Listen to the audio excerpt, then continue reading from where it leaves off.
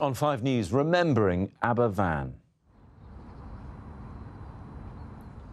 Wales falls silent to remember its worst tragedy in living memory when 144 people died, most of them children. 50 years on, the sense of loss and sorrow is still there. I do think a lot on the anniversaries of children that didn't survive. And it brings little memories back of the ones that were in my class. Also, terror alert. Police taser a man in a busy London street after a suspicious device is found on a tube train. The fake sheikh is jailed for 15 months for tampering with evidence in a case involving singer Talisa. The Royal Navy mobilises as the Russian fleet arrives off the coast of Dover. Is it a threat or just posturing? And calls to change the law to give police dogs more protection. Hello, welcome to 5 News. I'm Matt Barbet. It was one of the darkest days in living memory. A huge landslide ploughed into a school and houses in a small town in South Wales. It lasted only a few minutes, but 144 people died, buried under coal waste. 116 of them were children. Today, exactly 50 years since the Aberfan disaster, Wales fell silent to remember the generation the town lost. Julian Drucker reports. In those 5 short minutes, 5 long decades ago, a generation here was wiped out. Today at 9:15, the exact time the disaster struck, they paused at the memorial garden where Pantglas Junior School once stood.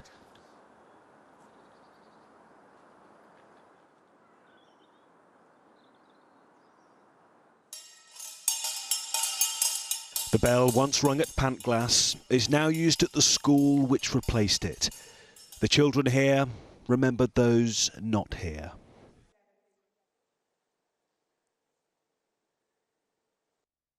Swollen streams underneath that morning caused the Aberfan coal tip to collapse. Thousands of tons of slurry and coal waste smothered and obliterated everything beneath. That it was the last day of school before half-term only added to the cruelty.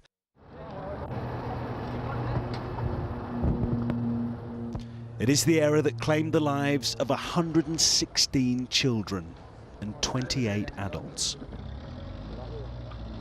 Despite the efforts of emergency workers and the community, precious few survived. Among them, Philip Thomas, who was pulled out alive with horrific injuries. I do think a lot on the anniversaries of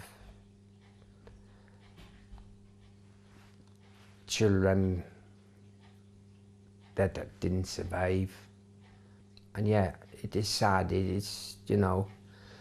And I go up to the cemetery and I'll have a walk around the arches. And it brings little memories back of the ones that were in my class. Today, after Wales had fallen silent, the Prince of Wales spoke. Aberfan showed the world the darkest sorrow, but also the most shining selflessness. This village will forever remember the lives lost in that dreadful and defining moment. All 144 of them. Julian Drucker, 5 News. And at 6:30, we'll have more on that anniversary. I'll be hearing from one of the school pupils who survived the disaster when he was just 8 years old. That's coming up later on 5 News Tonight. Now, a 19-year-old man from London has been tasered and arrested by armed police on suspicion of terror offences. It follows a controlled explosion on a suspicious device yesterday, which was found on a tube train close to the O2 Arena. The teenager was seized on a street in North London. Charlotte Grant is there for us now. Charlotte, tell us more about this. Well, it was on this busy section of the Holloway Road in North London that the 19-year-old man was arrested. Now, video filmed by a member of the public gives an idea of the level of police response to the extent that there were armed police, that a taser was discharged, but we're told that no shots were fired. Now, the man's been arrested under terrorism legislation. Here is what one eyewitness told us. I saw the aftermath of it. Police takedown over there where 3 or 4 cops converged on a guy, and then 2 police cars came that way, 2 blocked off there, and one with a automatic rifle hopped over the fence and pinned down the guys. There were police and undercover plainclothes officers walking all over the place that you wouldn't really recognize, and then they just popped out and got him. Well, it comes more than 24 hours after that suspicious device was found on a tube train. North Greenwich station was closed for much of the day yesterday while a controlled explosion was carried out. We're told that forensic tests are still ongoing on the device, and police say they are keeping an open mind about a possible motive. For now, though, they're saying if you are going to be out and about on the streets in London, do expect to see more armed police on the streets. They're asking people to remain vigilant. Charlotte, thanks very much indeed. Police investigating the disappearance of an RAF serviceman in Suffolk have released new CCTV footage of the last confirmed sighting of him. The footage shows 23-year-old Corey McKeague in Bury St Edmunds in the early hours of Saturday morning on September the 24th. He's seen, as you can see there, walking alone after a night out with friends. Police say there's no evidence of any criminality surrounding his disappearance. The United Nations has warned of so-called Islamic State using human shields in Mosul as it launches a counter-attack on Iraqi forces. Kurdish TV has aired footage of heavy fighting in the city of Kirkuk, where IS have attacked several police buildings and also a power station. The undercover reporter known as the Fake Sheikh has been jailed for 15 months for tampering with evidence in the collapsed drugs trial of pop star Talisa. Mazza Mahmood is known for his high-profile tabloid stings, but following his conviction, several celebrities are now queuing up to take him back to court so they can sue him. Louise Beale has more. For years, he's concealed his identity, and this morning as Mazza Mahmood entered court, it was no different. But tonight, the man known as the Fake Sheikh is behind bars, jailed for 15 months for tampering with evidence in a case involving the former X Factor judge, Talisa Kontostavlos. Many of his alleged sting victims, including former TV actor John Alford, are relieved he's been exposed. It's taken over 20 years for some of us, but finally a judge and a jury of our peers has woken up to Mazza Mahmood's lies. For years, Mahmood has been criticised for his exclusive stories, but he's been honoured for them too. In 2011, he was named Reporter of the Year for his exposé of rigged betting in cricket. But his downfall began with the collapse of the drugs trial against Talisa in 2014. It was Mahmood's story in The Sun on Sunday that had started it. Yet the case fell apart and Mahmood was then found guilty of tampering with evidence. In court, the judge told Mahmood there was no justification for what he'd done. He said you wanted another scalp, and Miss Kontostavlos' conviction would have achieved that. Lawyers are now reviewing 25 criminal cases that involved Mahmood, and 18 civil claims have been made against him too. This is the tip of the iceberg. People are coming forward who used to work with Mazza Mahmood, who are telling us what actually did happen, and that is now a new information which enables claims to be made. Former Page 3 model Emma Morgan is one of those suing Mahmood for a drug sting he did against her in the 1990s. She said it ruined her life. I was on the pavement with my bin bags, no job, no home, no future. It was a life sentence I received from him that day. So for him today to get 15 months isn't really just, not for me. Mahmood was taken directly to prison. It was somewhere his lawyer had told the court he was very frightened to go. Louise Beale, 5 News. Theresa May has acknowledged there will be difficult moments ahead for Britain as it leaves the European Union, but says it's all about looking for opportunities, not problems. Speaking at her first EU summit since she became Prime Minister, she pledged to get the right Brexit deal for the UK. But how did it go down with the other leaders? Andy Bell has been finding out. They want to hear from her some detail about Britain's plans to leave the EU, but here with the Greek Prime Minister and with others, Theresa May has been giving little away.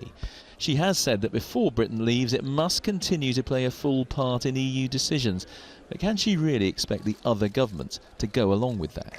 I have played my full part, and other member states want the United Kingdom to continue to play our full part for as long as we're members of the European Union. There are many issues on which we agree with people sitting around the table about the challenges that are faced in Europe and about the need for us to work together in relation to those challenges. He will have a say in the negotiations, Jean-Claude Juncker, President of the European Commission. How did the evening go with Theresa May? We had no special event with Theresa May yesterday. She was explaining what her intentions are. I will have lunch with her, then we'll see what has to happen. They did meet for lunch, and the atmosphere seemed polite. Governments have to be diplomatic, journalists less so. Here's a sample of the view of the UK from some of their home countries. Well, the view in Holland is that Britain got itself into a little bit of a mess. I mean, they got a political crisis, don't have a negotiation strategy. The Hungarians don't understand really the situation in the UK. They don't understand why a country which decided to say no and said Brexit is not moving. If you have too good a deal, it will be a temptation for other countries. That's probably a real fear. In France? Yeah. It's been suggested negotiations may be conducted in French, but it hardly matters what the language is when you're being so careful not to say anything. Let's have a word with our political editor now in Brussels. And Andy, we've had a good example just today of how tough it might be to reach any sort of a trade deal with the EU. Fill us in. Yes, for 7 years, the EU and Canada have been trying to do a trade deal. It was supposed to be signed this week, but now it looks like it's not going to happen. Not because one EU country has blocked it, but because one part of one EU country has blocked it, the French-speaking part of Belgium. So this evening you had the President of the European Council saying, well, if the EU can't do a deal with a country like Canada on trade, who will it be able to do a deal with?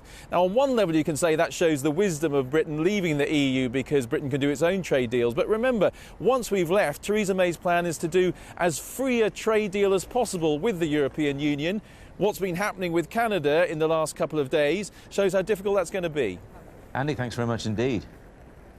Now, it's not something you often see in the English Channel, a flotilla of warships from Russia. The fleet has been heading for the Mediterranean en route to Syria. And while the ships are in international waters, they're being followed every inch of the way by Royal Navy vessels. Simon Weiger has been following as well. Armed and dangerous, and within sight of the white cliffs of Dover, the might of the Russian Navy. Belching black smoke, the aircraft carrier, Admiral Kuznetsov, wasn't going to win any environmental awards, but that wasn't the point. The flotilla was just passing the UK and remained in international waters for its sail past.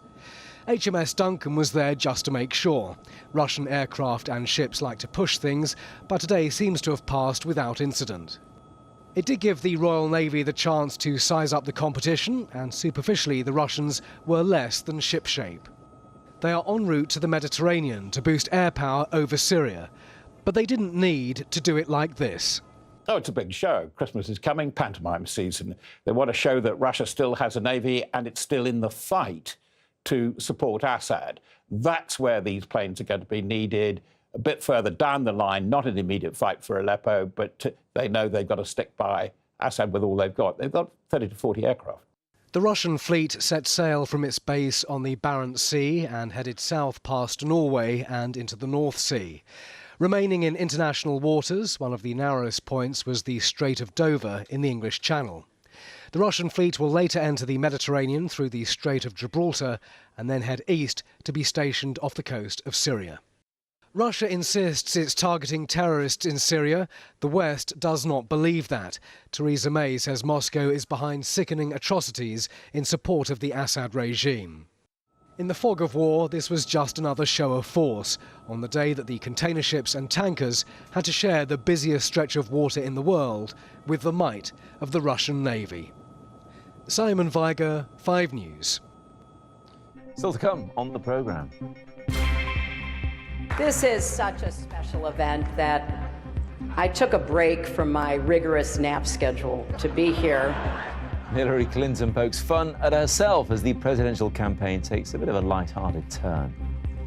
And should criminals who attack police dogs be given tougher punishments?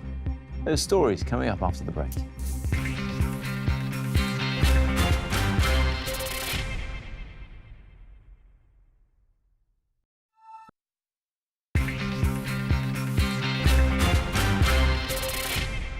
Welcome back, you're watching 5 News. Every year, more than 100,000 people in England suffer a stroke, and for many who survive, there are life-changing consequences like paralysis and weakness. Physiotherapy can help hugely with this, but according to new research, many patients are being let down by having to wait for months on end for treatment once they leave hospital. Our health correspondent, Catherine Jones, reports. Recovering from a stroke is long and arduous. Support groups like this one can help, and good access to physiotherapy is vital. But many, like Roy, are left disappointed by what's offered on the NHS. But how long was it before you did get some physiotherapy? Oh, several weeks before. If I'd had it much sooner, I feel that I'd have been able to walk much quicker and I'd be much further on. Now a survey has found half the local NHS organisations in England offer no urgent follow-up when a stroke patient leaves hospital. In those areas, more than 4 out of 5 patients wait at least 2 weeks to be seen, with 1 in 5 of them waiting more than 3 months for their physiotherapy to begin. People are less likely to get back to their full potential, be able to lead physically independent, active lives, return to work, activities of daily living, all because they're not able to access that community rehabilitation when they need to. The NHS insists most parts of England do offer stroke patients swift access, but today's figures suggest provision remains patchy, with too many, like Joyce, left without proper rehab. All they told me to do was rock the baby like that. That's all I'd done. And now at night time, I'm in bed doing this. Trying to prise your fingers open? Yes, all night. The NHS has become very good at saving the lives of stroke victims, but effective rehabilitation is what determines the quality of life they regain. Catherine Jones, 5 News. Just 24 hours after the final presidential TV debate, Donald Trump and Hillary Clinton have continued to exchange insults at a fundraising dinner in Washington. They're quite funny, actually. The annual event is a chance for White House hopefuls to take a dig at their opponents, along with a little bit of self-deprecation. Unsurprisingly, neither candidate held back. Michelle Obama gives a speech, and everyone loves it. It's fantastic. My wife, Melania, gives the exact same speech. And people get on her case. This is such a special event that I took a break from my rigorous nap schedule to be here. Donald, if at any time you don't like what I'm saying, feel free to stand up and shout "wrong" while I'm talking. Nice to see. Now, police officers across the country are backing a national campaign to give police dogs and horses more protection if they're assaulted in the line of duty. It comes after a dog called Finn was stabbed last month, and a petition called Finn's Law has now gained more than 100,000 signatures, as Ruth Liptrot explains. This is Bear.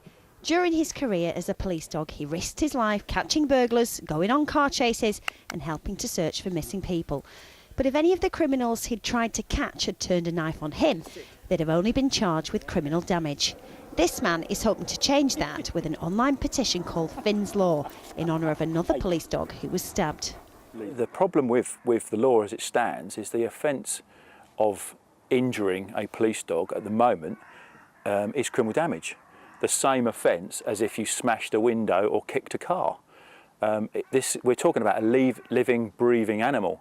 It can't be right that you can smash a car, smash a car door, smash a car window, and be charged with the same offence as if you stabbed or even killed a police dog. That can't be right.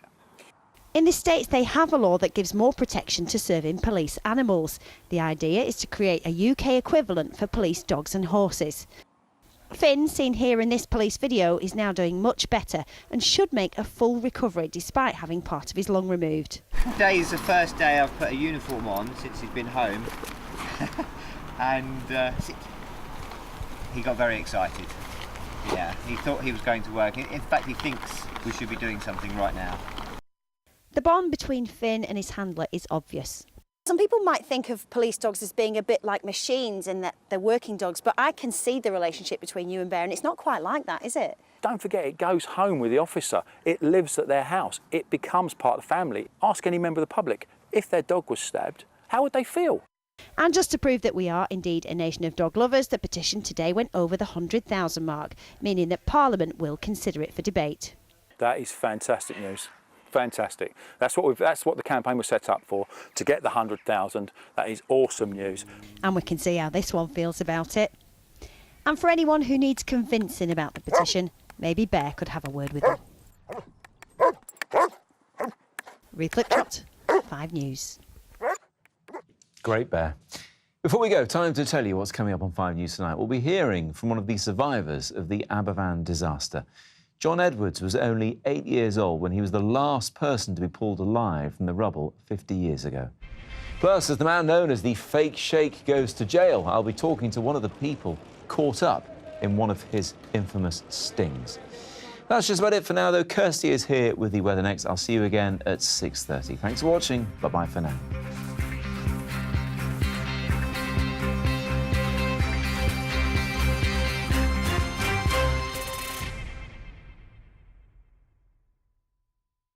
Feel relaxed, whatever the weather brings. Radox sponsors the weather on Channel 5.